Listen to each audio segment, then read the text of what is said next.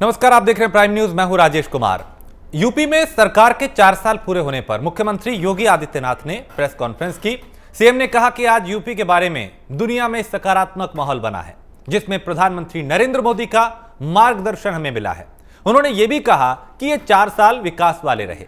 इस मौके पर मुख्यमंत्री ने 1 हफ्ते तक प्रदेश भर में होने वाले कार्यक्रमों की शुरुआत की और इस पर बड़े पैमाने पर बताया जाएगा कि सरकार की उपलब्धियां क्या रही, सरकार ने किन किन क्षेत्रों में काम किया, कैसे बदलाव किया और जो संकल्प लिया था उत्तर प्रदेश को उत्तम प्रदेश बनाने का, वो कितना साकार हुआ है। तो आज करीब 1 घंटे से ज्यादा वक्त तक मुख्यमंत्री योगी आदित्यनाथ ने अपनी बात को रखा, उपलब्धियों को गिनवाया और यह बताया कि इन 4 सालों में उत्तर प्रदेश कितना बदला है। चाहे महिला सुरक्षा की बात हो, चाहे कानून व्यवस्था की बात हो, चाहे शिक्षा व्यवस्था हो, चाहे स्वास्थ्य व्यवस्था हो, इन तमाम बातों का उन्होंने जिक्र किया कि इन क्षेत्रों में कैसे बदलाव हुआ है। 4 साल उन्होंने कहा कि बेमिसाल रहे हैं। उत्तर प्रदेश विकास के पथ पर आगे बढ़ रहा है। तो जो उपलब्धियां रही सरकार की वो उन्होंने गिनवाई और अगले 1 सप्ताह तक इस तरह के कई कार्यक्रम होंगे जिसमें लोगों तक सरकार के काम को पहुंचाया जाएगा, योजनाओं को पहुंचाया जाएगा, उपलब्धियों को पहुंचाया जाएगा। पिछली सरकारों पर उन्होंने ठीकरा फोड़ा कि जो काम होना चाहिए था वो नहीं हुआ। मौजूदा सरकार केंद्र के सहयोग से हर वो काम कर रही है जो नागरिकों के लिए जरूरी है। उन्होंने कहा कि उत्तर प्रदेश के हर गांव में सड़क है, बिजली है। ईज ऑफ डूइंग बिजनेस में उत्तर प्रदेश का दूसरा स्थान है। यूपी में बड़े परिवर्तन किए गए, अशांति फैलाने वालों पर सख्ती की गई। सरकार ने गांव की दशा और दिशा बदली है। यूपी के बारे में लोगों की सोच बदली है और उत्तर प्रदेश के हर गांव में सड़क, बिजली पहुंचाई है। ईज ऑफ डूइंग बिजनेस में उत्तर प्रदेश का दूसरा नंबर आया।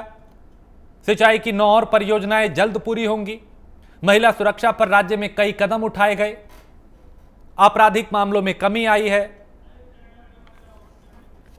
तो कई बातों का जिक्र यहां पे मुख्यमंत्री योगी आदित्यनाथ ने किया और बताया कि इन 4 सालों में उत्तर प्रदेश कितना बदला है। तो यूपी में सरकार के 4 साल पूरे हुए और इस पर मुख्यमंत्री ने बाकायदा प्रेस कॉन्फ्रेंस की और सरकार की उपलब्धियों को गिनवाया। एक एक करके बिंदुवार तरीके से उन्होंने बताया कि उत्तर प्रदेश मौजूदा वक्त में कितना बदला है। क्या कुछ कहा मुख्यमंत्री ने, उन्हें सुनते हैं। और तहसील मुख्यालयों को 20 से 22 घंटे और ग्रामीण क्षेत्र में 16 से 18 घंटे की विद्युत की आपूर्ति करने के साथ ही 1,21,000 गांवों तक बिजली पहुंचाने का काम, यानी इंफ्रास्ट्रक्चर, नया इंफ्रास्ट्रक्चर खड़ा किया गया और 1,38,00,000 ग्रामीण परिवारों को निःशुल्क विद्युत कनेक्शन उपलब्ध करवाने में सरकार ने जहां सफलता प्राप्त की, वहीं साथ ही साथ इस दौरान कनेक्टिविटी को बेहतर किया गया।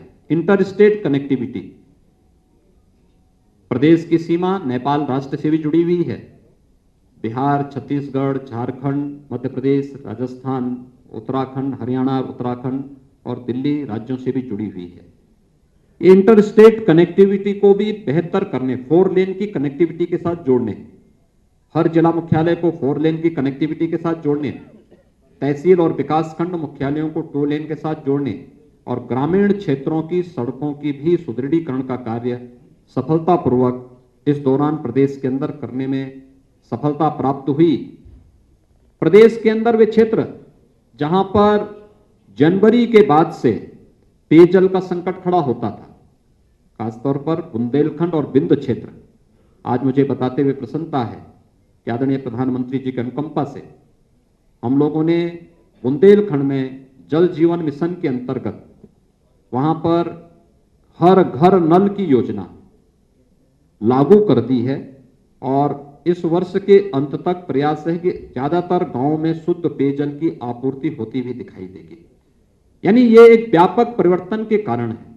हमने खेत को भी पानी दिया, हर घर को भी शुद्ध पेयजल की आपूर्ति के साथ जोड़ने का कार्य किया जा रहा है और यह बुंदेलखंड क्षेत्र के साथ एक बुंदेलखंड और बिंद क्षेत्र में यह कार्य जहां प्रारंभ हो चुका है, वहीं प्रदेश के 30,000 अन्य राजस्व गांवों के लिए भी जल जीवन मिशन के अंतर्गत शुद्ध पेयजल की आपूर्ति के लिए डीपीआर की कार्रवाई अंतिम चरणों में चल रही है और बहुत शीघ्र इन 30,000 गांवों के लिए भी पेयजल की आपूर्ति की कार्रवाई जल जीवन मिशन के अंतर्गत लागू करने का कार्य प्रदेश सरकार करने जा रही है।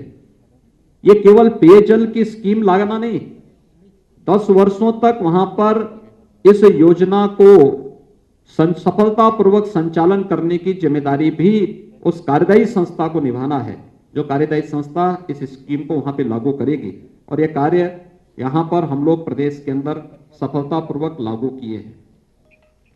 एंटी भूमाफिया टास्क फोर्स ने प्रदेश के अंदर इस दौरान अच्छा काम किया। 60,62,000 से अधिक जो वाद थे उसका निस्तारण किया। 54,000 हेक्टेयर से अधिक लैंड को भूमाफियाओं के कब्जे से मुक्त कराने में हमें सफलता प्राप्त हुई। और ये भूमाफियाओं के कब्जे से छुड़ाई गई भूमि, ये हमारे लिए प्रदेश के अंदर निवेश के लिए एक लैंड बैंक का भी काम की। लेकिन साथ साथ यह उन गरीब परिवारों को जिनके पास अभी तक अपना आवास बनाने के लिए कोई भूमि नहीं थी, उन्हें भूमि का पट्टा वहां पर उपलब्ध कराने में भी हमें मदद मिली।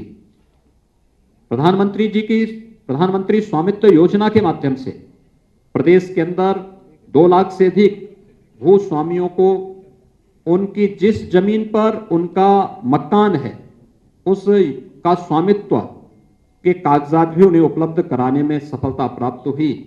तो वरासत अभियान के माध्यम से भी 8,87,000 से अधिक ऐसे प्रकरण थे जिसके माध्यम से हम लोगों ने प्रदेश के अंदर सफलता प्राप्त की और सफलतापूर्वक इन सभी समस्याओं का समाधान करने में भी प्रदेश सरकार को सफलता प्राप्त हुई। मित्रों, ये वही प्रदेश है जहां पर कोई निवेशक निवेश नहीं करना चाहता था। और मुझे बताते हुए प्रसन्नता है कि पिछले 4 वर्ष के दौरान प्रदेश के अंदर 3 लाख करोड़ रुपए से अधिक का निवेश प्रदेश के अंदर हुआ। 35 लाख से अधिक प्रदेश के युवाओं को सीधे सीधे इससे नौकरी वहां पर उपलब्ध हुई। ये प्रदेश के अंदर निवेश की उन संभावनाओं को आगे बढ़ाता दिखाता है जो प्रदेश ने 2017 प्रदेश में सरकार आने के तत्काल बाद हम लोगों ने 21 अपनी सेक्टोरियल पॉलिसीज के माध्यम से जो कार्य प्रारंभ किए थे। निवेश मित्र पोर्टल, जिसमें हम लोगों ने 227 सेवाएं इसमें दी थी। और कोरोना कालखंड के अंदर हम लोगों ने एमएसएमई यूनिट के लिए एक नई नीति अपनी लागू की, जिसमें 72 घंटे के अंदर लाइसेंस स्वीकृति देने के साथ ही 1000 दिनों तक लाइसेंस फ्री व्यवस्था देने की व्यवस्था नहीं। 1000 दिवस के लिए किसी भी प्रकार का कोई निरीक्षण उस उद्योग के लिए नहीं होगा, बल्कि वह उद्योग लगाए 1000 दिन के अंदर अपना आवेदन करके फिर इस प्रक्रिया को आगे बढ़ा सकता है। और यह परिणाम रहा है कि आज प्रदेश के अंदर व्यापक पैमाने पर निवेश भी हुआ है, रोजगार की संभावनाएं भी आगे बढ़ी हैं। और खासतौर पर कोरोना कालखंड के अंदर जो चीजें देखने को मिली हैं, खास इस दौरान लगभग 56,000 करोड़ रुपए से अधिक का निवेश प्रदेश के अंदर हुआ है, जिसमें देश का पहला डिस्प्ले यूनिट उत्तर प्रदेश के अंदर लग रहा है। उत्तर भारत का पहला डाटा सेंटर पार्क भी उत्तर प्रदेश के अंदर ही स्थापित हो रहा है। और अन्य तमाम योजनाएं भी हम लोगों ने प्रदेश के अंदर इस दौरान लाने में सफलता प्राप्त हुई। खासतौर पर आइकिया का जो फर्नीचर और हाउस होल्ड से जुड़ी हुई दुनिया की जो प्रख्यात कंपनी है, उसका निवेश भी इस दौरान उत्तर प्रदेश के अंदर देखने को मिला है। प्रदेश के अंदर इसके साथ ही हमारी परंपरागत उद्यम को प्रोत्साहित करने की एक जनपद एक उत्पाद की जो योजना है, आज वह देश और दुनिया के अंदर बहुत लोकप्रिय हुई है।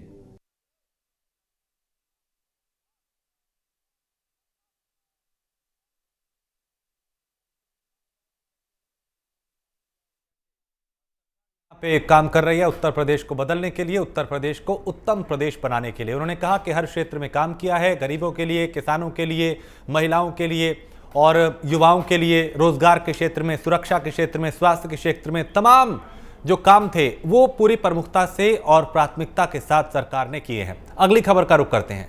हमीरपुर पहुंचे हैं प्रभारी मंत्री रविंद्र जायसवाल और यूपी सरकार के 4 साल पूरे होने पर उपलब्धियां उन्होंने गिनवाई। कार्यक्रम में स्थानीय विधायक और बीजेपी कार्यकर्ता भी मौजूद रहे। डीएम और एसपी समेत तमाम जिले के प्रशासनिक अमला भी वहां पे मौजूद रहा। महिला महाविद्यालय में यह कार्यक्रम आयोजित किया गया और इसमें बताया गया कि सरकार की उपलब्धियां 4 साल में क्या रही।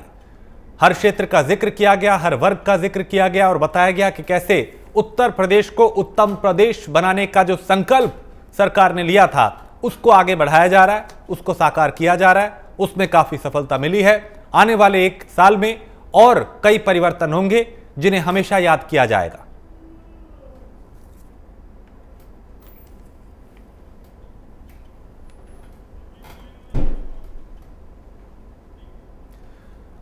और खबर लखनऊ से है, जहां डीएम अभिषेक प्रकाश ने कोरोना को लेकर आदेश जारी किया है। लखनऊ में मास्क अनिवार्य कर दिया गया है।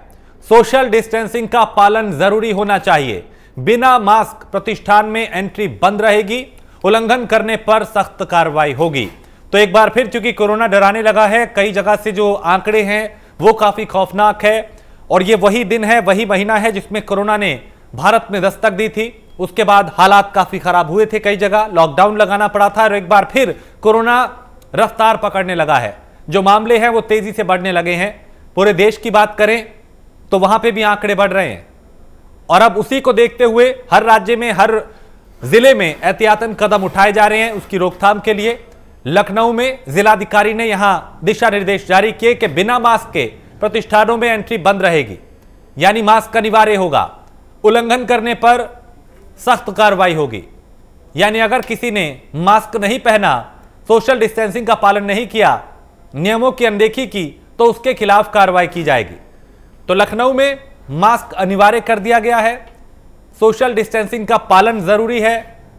यदि नियमों का उल्लंघन हुआ तो कार्रवाई की जाएगी। तो जो प्रतिष्ठान है वहां पे बिना मास्क के एंट्री बंद रहेगी। उल्लंघन करने पर कार्रवाई की जाएगी।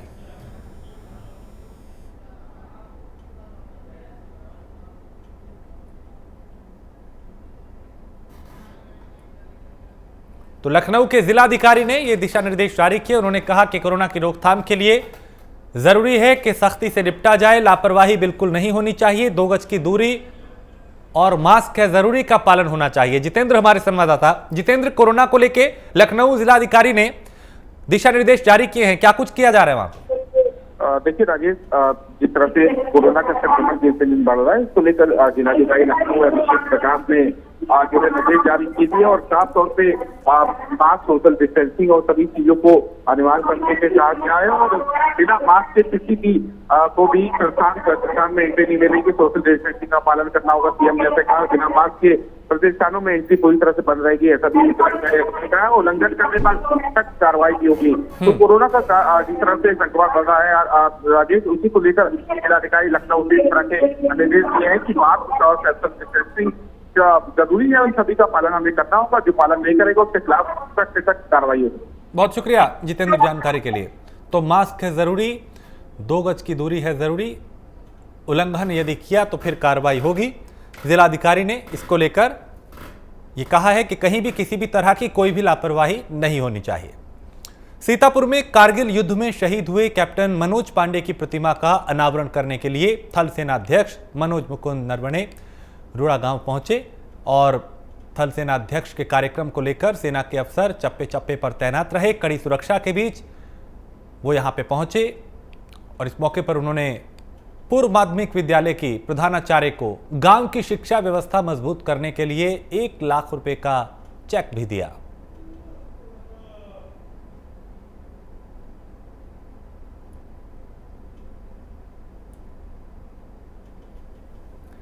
अमर शहीद स्मृति भवन का अनावरण किया गया।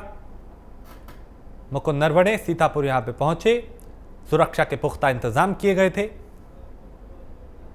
चप्पे चप्पे पर सुरक्षाकर्मी यहां पे तैनात रहे।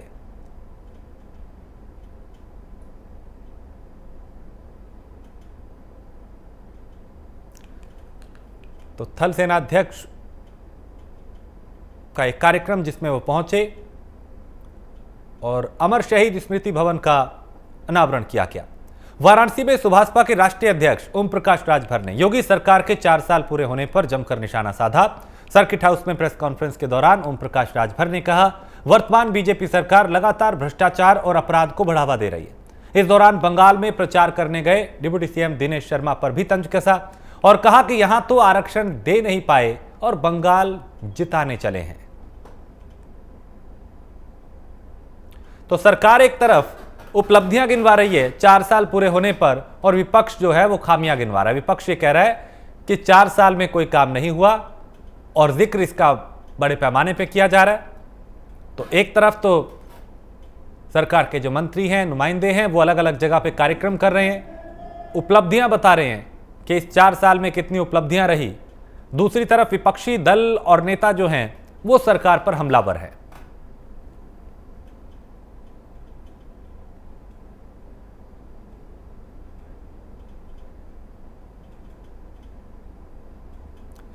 तो बीजेपी लगातार भ्रष्टाचार और अपराध को बढ़ावा दे रही है। ओम प्रकाश राजभर ने यह बड़ा आरोप लगाया। पूंजीपतियों के लिए भारतीय जनता पार्टी की सरकार काम कर रही है, यह भी उन्होंने कहा। सुभाषपा के राष्ट्रीय अध्यक्ष ओम प्रकाश राजभर, जिन्होंने भारतीय जनता पार्टी पर निशाना साधा, सरकार को घेरा।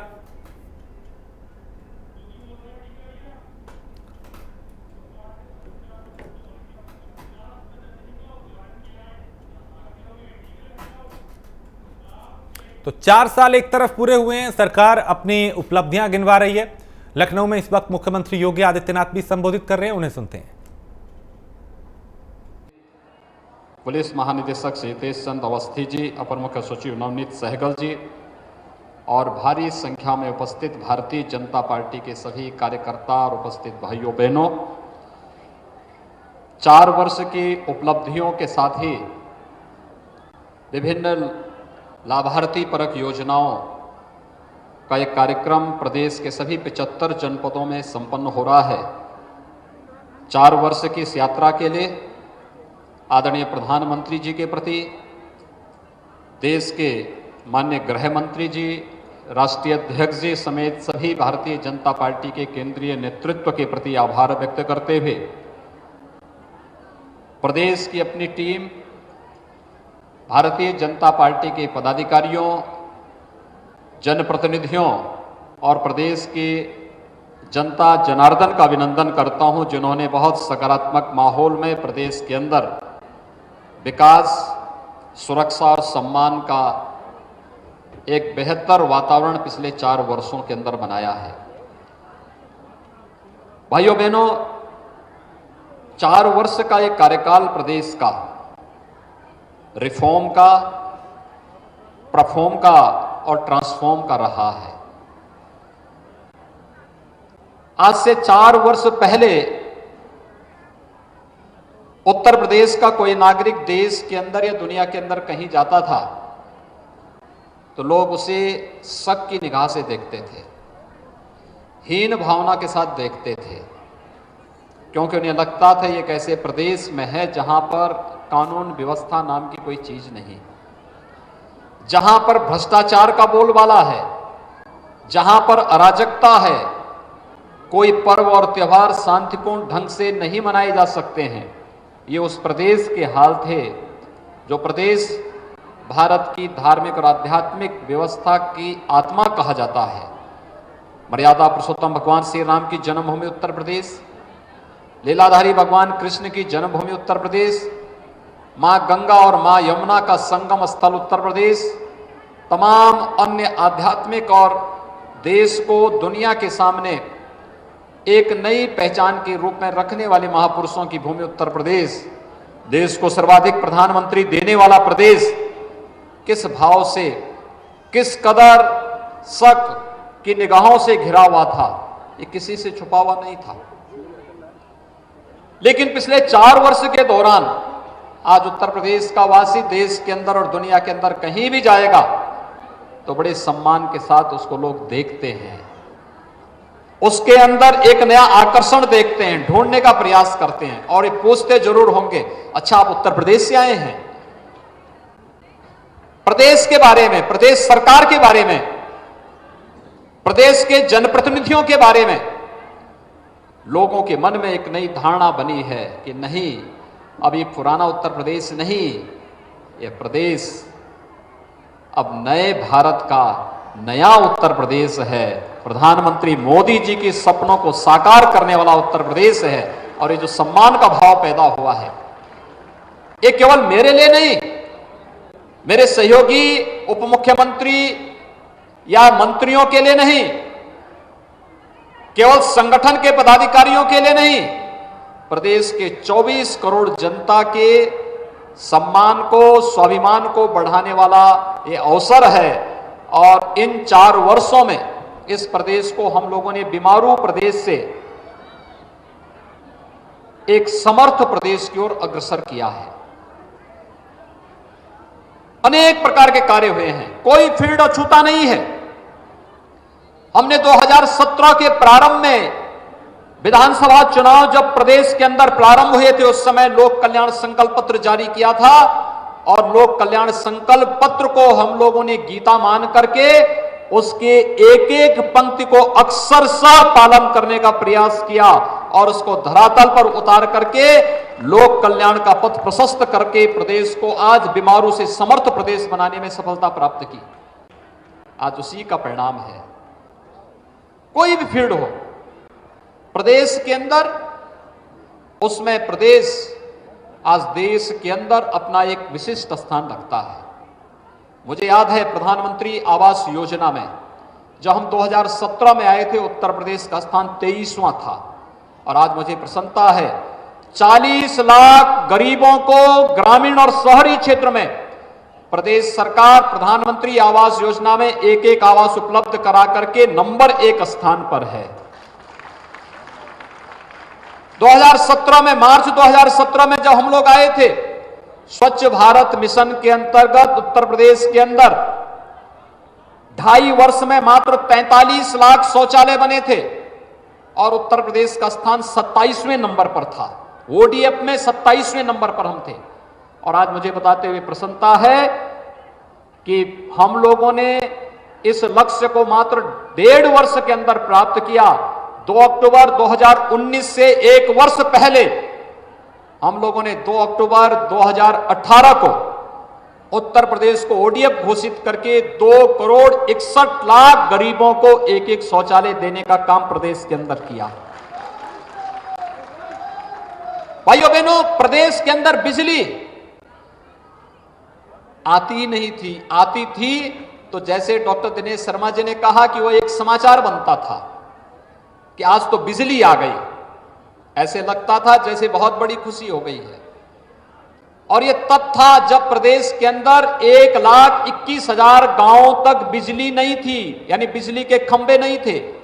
जब बिजली के खंभे नहीं थे तो वहां पे बिजली देने की आवश्यकता भी नहीं थी, वहां तक बिजली पहुंची ही नहीं थी।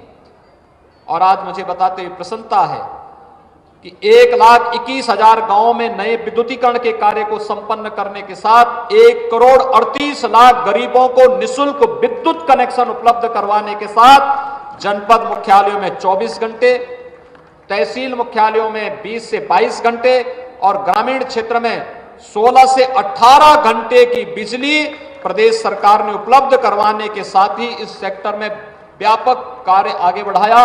आज आप आते होंगे, उत्तर प्रदेश बिजली से चमकता हुआ दिखाई देता है। कहीं से भी आप घुसेंगे, नेपाल से घुसेंगे तो बिहार से घुसेंगे, छत्तीसगढ़ से, झारखंड से, मध्य प्रदेश से, राजस्थान से, हरियाणा से, उत्तराखंड से, कहीं से भी आप उत्तर प्रदेश में घुसेंगे, रात्रि में उत्तर प्रदेश का हर गांव जगमगाता हुआ दिखाई देता है। एक नए उत्तर प्रदेश की नई तस्वीर है, ये बदलता हुआ उत्तर प्रदेश है।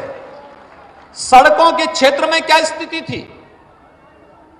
उत्तर प्रदेश की सीमा जहां से प्रारंभ होती थी, गड्ढे प्रारंभ होते थे और गड्ढे प्रारंभ इस कदर गड्ढे थे, लोगों ने सड़क मार्ग से चलना बंद कर दिया था। लोगों को लगता था कि पैदल जाएंगे अच्छा है, सड़क कहीं दुर्घटना का कारण न बन जाए। बहुत सारी जगह तो यह नहीं तय हो पाता था कि ये खेत है, खलियान है या सड़क है, ये तय करने में भी दिक्कत होती थी। मैं देखता था भारतीय जनता पार्टी का जनप्रतिनिधि, उसमें मैं भी था। हम लोगों को बरसात के समय में सड़कों की स्थिति ऐसी होती थी कि उन सड़कों में ही धान की रोपाई करनी होती थी, क्योंकि सड़क नाम की कोई चीज ही नहीं बची हुई थी। और कनेक्टिविटी के लिए जो बेहतर कार्य हुआ, आज आप देखेंगे उत्तर प्रदेश की सड़कें, इंटरस्टेट कनेक्टिविटी हो, जिला मुख्यालय की हो, तहसीलों से जोड़ने वाली हो, ब्लॉक खंडों से, गांवों से जुड़ी हुई सड़कें हो या एक्सप्रेस वेज के माध्यम से नए इंफ्रास्ट्रक्चर के डेवलपमेंट की जो कार्य पद्धति है, इसने नए उत्तर प्रदेश को एक नई पहचान दी है। रोजगार सृजन की व्यापक कार्य योजनाओं को आगे बढ़ाने का कार्य किया है। और भाइयों बहनों, वायु प्रधानमंत्री जी ने कहा था, उड़ान योजना के अंतर्गत एक गरीब हवाई चप्पल पहनने वाला भी जिस दिन हवाई जहाज की यात्रा करेगा, तब हम देखेंगे भारत वास्तव में नया भारत है। और उत्तर प्रदेश उस सपने को साकार कर रहा है। आज प्रदेश के अंदर 5 इंटरनेशनल एयरपोर्ट बन रहे हैं। जेवर का हमारा ये इंटरनेशनल एयरपोर्ट दुनिया का सबसे बड़े एयरपोर्ट में एक बन रहा है। आने वाली 30 वर्ष में 1 लाख करोड़ रुपए का रेवेन्यू अकेले उत्तर प्रदेश को केवल और केवल जेवर एयरपोर्ट देगा। ये 1 लाख करोड़ रुपए जब उत्तर प्रदेश के विकास में लगेगा तो उत्तर प्रदेश में लाखों नौजवानों के लिए रोजगार का सृजन होगा। लाखों नौजवानों के लिए रोजगार का सृजन होगा। कुशीनगर में इंटरनेशनल एयरपोर्ट बन चुका है, कभी भी उसको हम अंतर्राष्ट्रीय वायु सेवा के साथ जोड़ सकते हैं। अयोध्या में एक इंटरनेशनल एयरपोर्ट के निर्माण की प्रक्रिया युद्ध स्तर पर चल रही है। लखनऊ और वाराणसी नए एयरपोर्ट के रूप में अंतर्राष्ट्रीय वायु सेवा के लिए पूरी सेवाएं यहां पर उपलब्ध करा रही हैं। हम लोग जब आए थे केवल 2 एयरपोर्ट फंक्शनल थे। आज गोरखपुर, प्रयागराज, कानपुर, आगरा, बरेली, हिंडन, ये 6 नए एयरपोर्ट इसके बाद प्रारंभ हुए और 17 पर कार्य चल रहा है। वर्तमान में 17 एयरपोर्ट पर काम चल रहा है, जहां पर कोई सोचता नहीं था।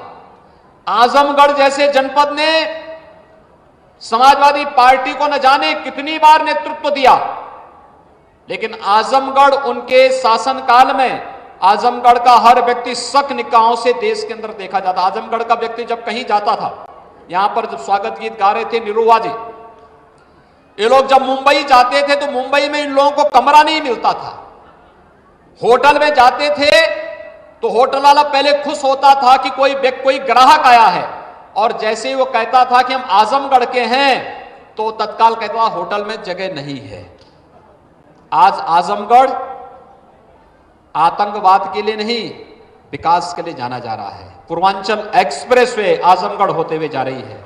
आजमगढ़ में हमारा एक राज्य विश्वविद्यालय का निर्माण कार्य प्रारंभ होने जा रहा है और आजमगढ़ विकास की नई ऊंचाइयों को छूता हुआ एक नए एयरपोर्ट के निर्माण के साथ भी युद्ध स्तर पर एयरपोर्ट के निर्माण का कार्य भी उसी आजमगढ़ में हो रहा है। ये विकास चेंज करता है, लोगों के जीवन में परिवर्तन का कारक बनता है। चित्रकूट में याद करिए, हजारों वर्ष पहले भगवान राम लंका पर विजय प्राप्त करके पुष्पक विमान से अयोध्या आए थे और हम तो अवध के वासी हैं। हजारों वर्षों के बाद भी हम वायु सेवा नहीं दे पाए। आज मुझे गौरव की अनुभूति होती है कि चित्रकूट में भी हम लोग पहाड़ की चोटी पर एयरपोर्ट बना रहे हैं। शानदार एयरपोर्ट बन रहा है वहां पर, हमारा शानदार एयरपोर्ट का निर्माण हो रहा है और अयोध्या में भी एक इंटरनेशनल एयरपोर्ट का निर्माण कार्य हम कर रहे हैं। भाइयों बहनों, श्रावस्ती में भगवान बुद्ध ने सर्वाधिक चातुर्मास अपने व्यतीत किए थे। श्रावस्ती में विकास से छूता था, आज एयरपोर्ट का कार्य युद्ध स्तर पर हमारा वहां चल रहा है। सहारनपुर में, मेरठ में, अलीगढ़ में कोई सोचता था, ललितपुर में, बुंदेलखंड उपेक्षित था, आजादी के बाद से उपेक्षित था, लेकिन प्रधानमंत्री मोदी जी की दृष्टि से आज विकास की प्रक्रिया के साथ जुड़ा है बुंदेलखंड। बुंदेलखंड एक्सप्रेसवे युद्ध स्तर पर कार्य चल रहा है।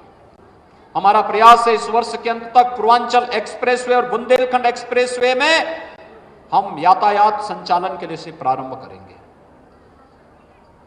ये दोनों बैकबोन बनेगी उत्तर प्रदेश की अर्थव्यवस्था की। जिस दिन पूर्वांचल एक्सप्रेसवे, बुंदेलखंड एक्सप्रेसवे और गंगा एक्सप्रेसवे एक साथ चालू होंगी, भाइयों बहनों, उत्तर प्रदेश की अर्थव्यवस्था देश की सबसे बड़ी अर्थव्यवस्था उस दिन होगी। उस दिन उत्तर प्रदेश की अर्थव्यवस्था को फिर कोई उत्तर प्रदेश को बीमारू राज्य नहीं कहेगा। ये नए उत्तर प्रदेश की नई तस्वीर सबके सामने रखते हुए मुझे बहुत हार्दिक प्रसन्नता की अनुभूति हो रही है। और भाइयों बहनों, ये हम सफल इसलिए हो पाए हैं क्योंकि हमारे सामने आदरणीय प्रधानमंत्री जी का मार्गदर्शन और आप सबका जनता जनार्दन का आशीर्वाद जो प्रदेश सरकार के साथ था। प्रदेश के एक एक सुधारवादी कदम को गांव ने, गरीब ने, किसान ने, नौजवान ने, महिलाओं ने इसको स्वीकारा। प्रदेश सरकार ने जो कदम उठाए कि नकल विहीन परीक्षा होनी है, तो यहां के नौजवानों ने सहर्ष उसको स्वीकार किया। हां, हम नकल नहीं करेंगे, और नकल विहीन परीक्षा को माध्यमिक शिक्षा परिषद ने, उच्च शिक्षा विभाग ने प्रदेश के अंदर लागू करके एक नया शैक्षणिक माहौल प्रदेश के अंदर देने का कार्य किया। टेक्निकल एजुकेशन में, मेडिकल एजुकेशन में कितना परिवर्तन हुआ। 1947 से लेकर के 2016-17 तक केवल 12 मेडिकल कॉलेज, और 2016-17 से 2020-21 के बीच में हम लोग आज 30 नए गवर्नमेंट मेडिकल कॉलेज बना रहे हैं। 30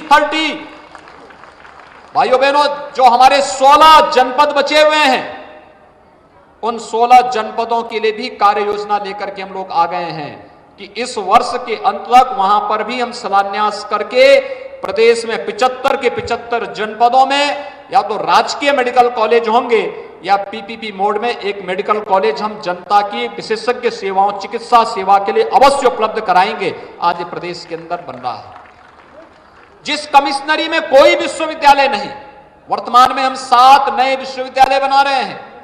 सहारनपुर में मां शाकंभरी के नाम पर एक नया विश्वविद्यालय की स्थापना की कार्रवाई युद्ध स्तर पर चल रही है।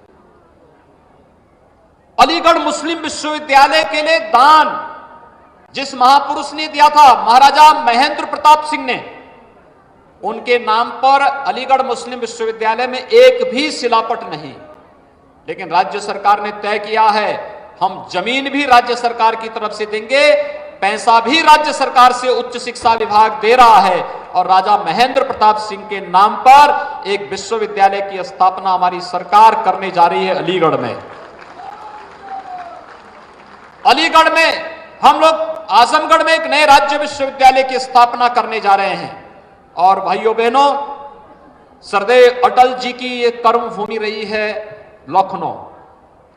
लखनऊ में हम लोगों ने प्रदेश के जितने भी मेडिकल कॉलेजेस हैं, इन सब के लिए एक विश्वविद्यालय, चिकित्सा विश्वविद्यालय, अटल बिहारी वाजपेयी चिकित्सा विश्वविद्यालय की स्थापना लखनऊ में युद्ध स्तर पर प्रारंभ हो रहा है। प्रदेश के अंदर विधि विश्वविद्यालय प्रयागराज में स्थापना की कार्रवाई युद्ध स्तर पर चल रही है। तो साथ साथ आयुष विश्वविद्यालय गोरखपुर में स्थापित होगा। और एक प्रदेश के अंदर हम लोग अपराध की बढ़ती प्रकृति को ध्यान में रखते हुए, उसको ध्यान में रख करके भी प्रदेश सरकार ने कार्य योजना तैयार की है। लखनऊ के अंदर UP state police and forensic institute की स्थापना करने की कार्रवाई भी प्रदेश के अंदर हम लोग यहां प्रारंभ करने जा रहे हैं। यानी हर एक क्षेत्र में कुछ न कुछ परिवर्तन हुआ है, और ये परिवर्तन प्रदेश को, प्रदेश की प्रति व्यक्ति आय को बढ़ाने में, प्रदेश में निवेश की संभावनाओं को आगे बढ़ाने के लिए, यानी व्यवसाय की सुगमता, ईज ऑफ डूइंग बिजनेस के लिए, उचित माहौल बनाने के लिए, और प्रदेश के अंदर प्रदेश की अर्थव्यवस्था को एक नई ऊंचाइयों तक पहुंचाने के लिए हम लोगों ने बड़ी मुस्तैदी के साथ ईमानदारी पूर्वक प्रयास किया। आज उसके परिणाम हम सबके सामने हैं। ईज ऑफ डूइंग बिजनेस की जब हम बात करते हैं, जब व्यवसाय की सुगमता की बात करते हैं, तो जीवन की सुगमता भी उसमें उतना ही महत्वपूर्ण है। गरीब को आवास, गरीब को शौचालय, गरीब को विद्युत कनेक्शन, गरीब को रसोई गैस का निःशुल्क कनेक्शन, गरीब को रसोई विद्युत के भी निःशुल्क कनेक्शन, प्रधानमंत्री किसान सम्मान की योजना हो, खाद्यान्न उत्पादन की योजना हो, प्रधानमंत्री स्टैंड अप की योजना हो, प्रधानमंत्री स्टार्टअप की योजना हो, मेक इन इंडिया को एक नए रूप में आगे बढ़ाने का हो, और ओडीओपी और आत्मनिर्भर भारत की नींव के रूप में परंपरागत उद्यम को आगे बढ़ाने का कार्य हो। उत्तर प्रदेश ने इन सभी क्षेत्रों में व्यापक परिवर्तन करके दिखाया है। और आज जब प्रदेश सरकार अपने 4 वर्षों की सफलता की इस कहानी को आगे बढ़ा रही है, प्रदेश की कानून व्यवस्था के बारे में मैंने पहले भी कहा, यहां दंगे होते थे, हर दूसरे दिन दंगे होते थे, तीसरे दिन दंगे होते थे, महीनों महीनों कर्फ्यू रहता था। और आज मुझे बताते हुए गौरव की अनुभूति हो रही है, जब सरकार अपना 4 वर्ष का कार्यकाल संपन्न करने जा रही है। प्रदेश के अंदर 4 वर्ष के अंदर एक भी दंगा नहीं हुआ है। अपराध और अपराधियों के प्रति जीरो टॉलरेंस की नीति के तहत जो कार्य प्रारंभ हुआ, आज उसका परिणाम है अपराधी आज या तो जेल के अंदर है या प्रदेश छोड़ करके कहीं मुंह छुपा करके बैठा हुआ है। उसको प्रदेश के अंदर आने का वो दुस्साहस नहीं कर सकता है। उसे मालूम है कि उत्तर प्रदेश के अंदर रूल ऑफ लॉ को हम पूरी मुस्तैदी के साथ लागू करेंगे और प्रदेश के अंदर कानून के साथ खिलवाड़ करने की छूट किसी को नहीं देंगे। बहन और बेटियों की सुरक्षा के लिए पूरी प्रतिबद्धता के साथ कार्य करेंगे। आज इसके व्यापक परिणाम हर एक क्षेत्र में देखने को मिले हैं और इसने प्रदेश में निवेश की संभावनाओं को आगे बढ़ाया है। ये वही उत्तर प्रदेश है जहां नौकरियां बिकती थी। परिवार और खानदान नौकरी के विज्ञापन निकलते ही वसूली के लिए प्रदेश के अंदर अलग अलग कहीं चाचा, कहीं भतीजा, कहीं मामा, कहीं काका, ये सब महाभारत के सभी रिश्ते एक साथ सामने आ जाते थे। आज प्रदेश के अंदर 4 लाख नौजवानों को सरकारी नौकरी मिली, 35 लाख युवाओं को निजी क्षेत्र में हुए निवेश के कारण नौकरी मिली, 3 करोड़ से अधिक नौजवानों को प्रदेश के अंदर रोजगार और स्वतः रोजगार के साथ जोड़ने में सफलता प्राप्त हुई और कोरोना प्रबंधन में सेवा ही संगठन और प्रधानमंत्री जी के मार्गदर्शन में प्रदेश सरकार ने जो बेमिसाल कीर्तिमान स्थापित किए, विश्व स्वास्थ्य संगठन को भी प्रदेश सरकार की सराहना करने के लिए मजबूर होना पड़ा और आज भाइयों बहनों हम लोग सभी अपने आप को सुरक्षित महसूस कर रहे हैं। लेकिन अभी एक लंबी यात्रा को लेकर के हम सबको तैयार होना है। ये सब सफलता एक टीम वर्क, सबको एक साथ मिलकर के चलने की जो प्रवृत्ति रही है। सरकार मंत्री परिषद कार्य योजना बनाती थी, नीतियां बनाती थी, प्रशासनिक टीम उसको क्रियान्वित करती थी, कार्यकर्ता घर घर ले जाकर के उसको पहुंचाने का काम करता था और मीडिया के माध्यम से एक एक जन तक और देश और दुनिया तक प्रदेश के इन समाचारों को पहुंचाने का काम होता था। ये टीम वर्क जब एक साथ चली तो उसके परिणाम भी प्रदेश के अंदर उसी सकारात्मक और सार्थक रूप में हम सबको देखने को मिले। और हम लोगों ने भी 4 वर्ष के दौरान कभी ये नहीं माना कि काम ज्यादा है, काम का लोड हम लोगों को कभी विचलित नहीं किया, चुनौती हमें कभी विचलित नहीं की, क्योंकि हमने इस बात को माना है। मैं जो श्री मंगल सिंह सुमन जी ने इस बात को कहा था कि सागर की अपनी क्षमता है पर मांझी भी कब थकता है, जब तक श्वासों में स्पंदन है उसका हाथ नहीं रुकता है। और भाइयों बहनों इसी भाव के साथ हम लोगों ने 4 वर्षों तक निरंतर कार्य किया है, प्रयास किया है और आगे भी इसी विश्वास के साथ हम लोग कार्य करना चाहते हैं। यही विश्वास है, यही एक पहल है जहां पर हम सबको 24 करोड़ जनता की उन आकांक्षाओं की पूर्ति करना है जो वर्षों से उसने सोचा था, जिसके बारे में वो कल्पना करता था। कभी सोचता था फलाने राज्य में ऐसा हो रहा है, यूपी में क्यों नहीं हो सकता है। उसकी 24 करोड़ जनता की उन आकांक्षाओं को एक नई उड़ान देने का यह अवसर है और इसका श्रेय भारतीय जनता पार्टी के कार्यकर्ताओं को जाता है कि वह उसे घर घर तक पहुंचाने का कार्य कर रहा है। यह आपकी वो ताकत है जो ताकत हम लोगों को योजनाओं को बनाने और फिर ईमानदारी के साथ उसको क्रियान्वित करने के लिए प्रेरित करती है। आपकी ताकत जो एक सेतु का कार्य करती है शासन और प्रशासन की योजनाओं को जनता तक पहुंचाने के लिए। और आज के उस अवसर पर मैं प्रदेश की जनता का अभिनंदन करता हूं, भारतीय जनता पार्टी के कार्यकर्ताओं को 4 वर्ष की सफलता के लिए हृदय से बधाई देता हूं। प्रधानमंत्री मोदी जी के प्रति, राष्ट्रीय अध्यक्ष जी के प्रति, माननीय गृह मंत्री जी के प्रति, भारत सरकार के उन सभी माननीय मंत्रियों, कैबिनेट के उन सभी माननीय सदस्यों के प्रति हृदय से आभार व्यक्त करता हूं जिन्होंने प्रदेश की सफलता की कहानी में पग पग पर अपना सहयोग किया और इन्हें निरंतर एक नई दिशा देने का प्रयास किया। मेरा आप सबसे ये आग्रह होगा जन गंगा के ज्वार, लहर तुम प्रवाहमान रहना, पहरुए सावधान रहना। सावधान रह करके इस लड़ाई को बहुत मजबूती के साथ आगे बढ़ाने की आवश्यकता है, क्योंकि Uttar Pradesh ease of doing business में 14वें स्थान से दूसरे स्थान पर आया है। उत्तर प्रदेश छठी अर्थव्यवस्था से आज दूसरी अर्थव्यवस्था बना है। उत्तर प्रदेश की प्रति व्यक्ति आय पहले से दुगनी हुई है, यानी 4 वर्ष में दुगनी हुई है, लेकिन हमें इसे 3 गुने तक पहुंचाना है। ईज ऑफ डूइंग बिजनेस में और अर्थव्यवस्था में नंबर 1 का स्थान उत्तर प्रदेश को प्राप्त करना ही है। और इस लक्ष्य को लेकर के अगर हमें आगे बढ़ना है तो हमें निरंतर सावधान होकर के अपने इस डगर को लक्ष्य पर चलते हुए अपने लक्ष्य को प्राप्त करना है। इस विश्वास के साथ मैं एक बार फिर से प्रदेशवासियों का अभिनंदन करता हूं, आप सबको हृदय से बधाई देता हूं।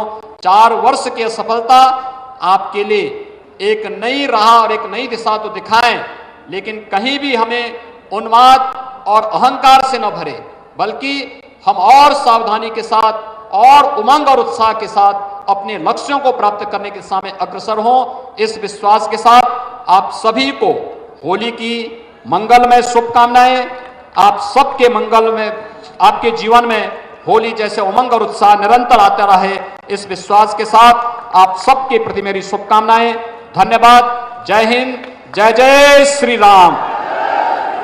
जय जय श्री राम।